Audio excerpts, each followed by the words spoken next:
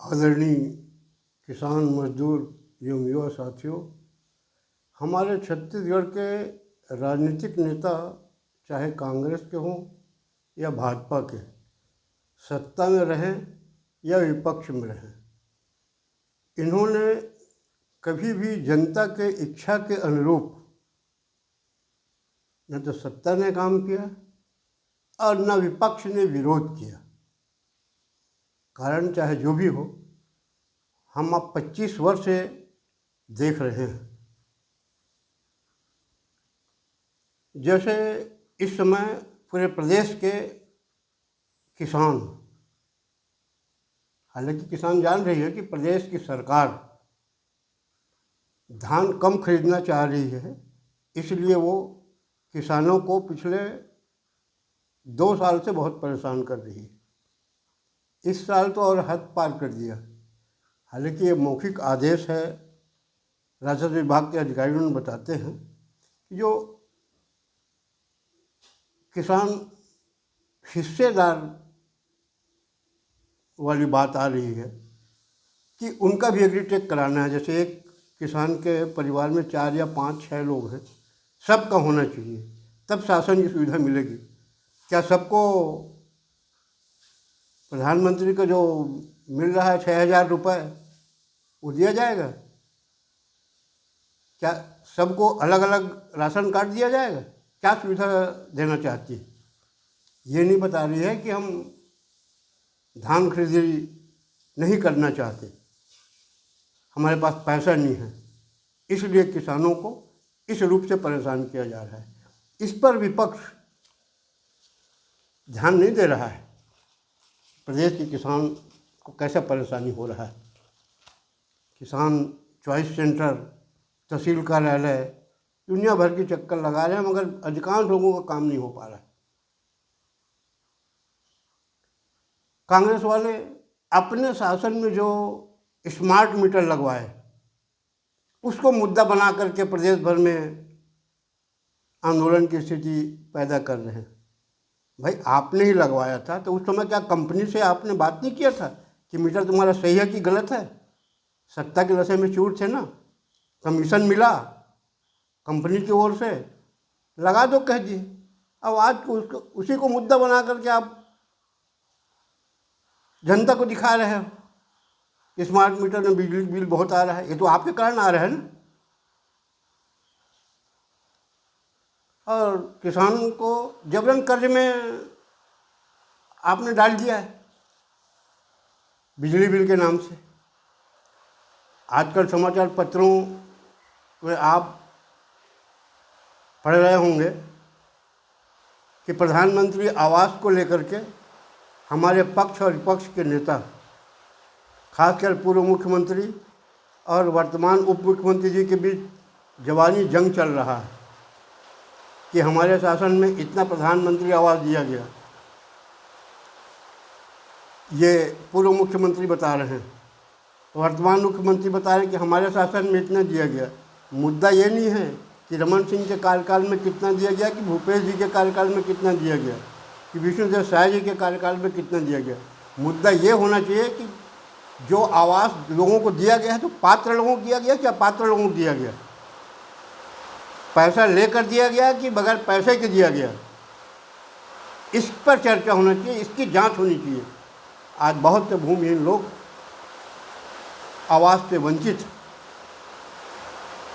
वर्तमान विपक्ष के नेता सब जान रहे हैं, मगर इस पर वो चर्चा नहीं करेंगे, जबकि प्रदेश की जनता चाह रही कि चर्चा इस पर होना चाहिए।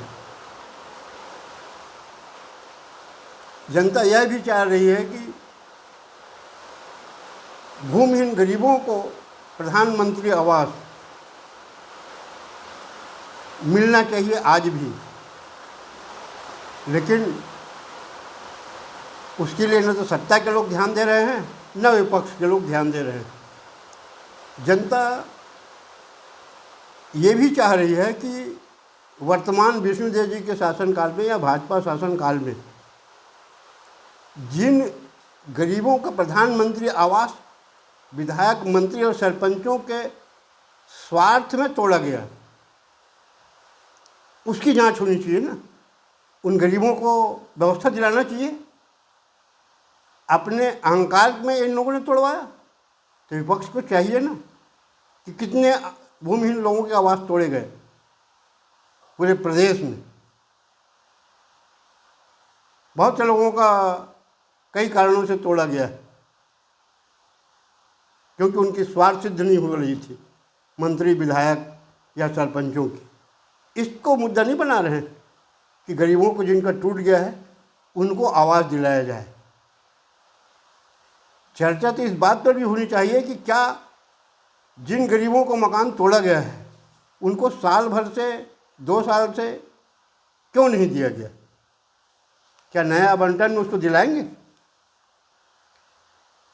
किसान मजदूर एवं युवा साथियों, आपने इस वर्ष देखा होगा कि हमारी प्रदेश की भाजपा सरकार 67 शराब दुकान खुला करके अपने करोड़ रुपए आय का स्रोत बनाने की व्यवस्था किया है।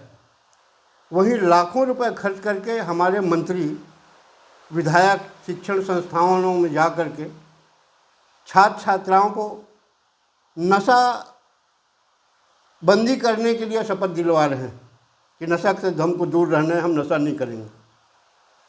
बड़ा हास्यास्पद बात है। ये वही मंत्री विधायक है ना जो चुनाव में घर घर मुफ्त में शराब भिजवाते हैं। ये नहीं कहते, ये खुद शपथ नहीं लेते कि हम चुनाव में शराब नहीं बांटेंगे, हम अपने प्रदेश को, अपने गांव को नहीं बिगाड़ेंगे। ये शपथ लेने का समय है, अगर सही में देशभक्त हो तो। नहीं तो तिरंगा हाथ में लेके चलने का अधिकार ऐसे लोगों को है ही नहीं। अंत में मैं आपको और एक आश्चर्यजनक जानकारी दे रहा हूँ कि आज ही समाचार पत्रों में पढ़ने को मिला कि हमारे प्रदेश के भारतीय जनता पार्टी के संगठन मंत्री श्री पवन साय जी ने हमारे संभागीय कार्यालय बिलासपुर में भाजपा के पदाधिकारियों को बैठक लिया और उनको सलाह दिया कि भाजपा को आम जनता की पार्टी बनाना चाहिए। ये उन्होंने सलाह दिया है। मुझे याद है साल भर पहले, लगभग 1.5 साल हो रहे हैं,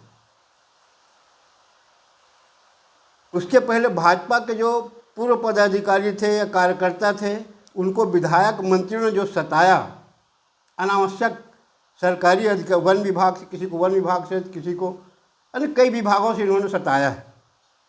वो लोग पवन साय जी के पास शिकायत करने गए थे कि हमको नाजायज़ सताया जा रहा है। पवन साय जी ने कह दिया था कि समय आएगा सब ठीक हो जाएगा। वो लोग घर बैठ गए। आम जनता की जोड़ने की बात कर रहे हो, 2.5 साल से आपकी सरकार जोड़ ही तो रही है। किसानों के घर में तलाशी करवा रही है ना धान बेचने के समय में, बेरोजगारों को बहुत नौकरी दिया। अयोध्या का शराप लग गया है भगवान राम का, फिर याद दिला रहा हूँ, जाके वहाँ माफ़ी मांगिए हनुमान जी से और राम राज लाने के कुछ लक्षण दिखाइए, किसी के साथ अन्याय अत्याचार भ्रष्टाचार ना हो। वैसे आप कैसे अगला चुनाव जीतेंगे आपने शायद तैयारी कर लिया होगा, उस पर मैं कुछ नहीं कहना चाहता, मगर इतना ही कहूँगा कि ये है प्रदेश सरकार नकली राम भक्त साबित हो गया है। इतना कह के अपने वाणी विराम देता हूँ। धन्यवाद। जय हिंद।